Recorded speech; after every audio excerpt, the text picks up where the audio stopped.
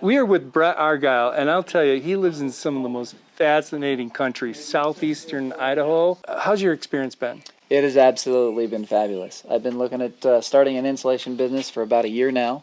I have looked at a ton of different machines, done a ton of research, which is ultimately what led me to you guys. When I came to support quality of a machine build, the support from Barry himself and from Dave Crendel, I knew that this was the type of machine to go with. So thank you so very much for your support and for coming out here and helping me learn how to wall spray. Thank you for having us. Thank you. Okay. And enjoy your trip.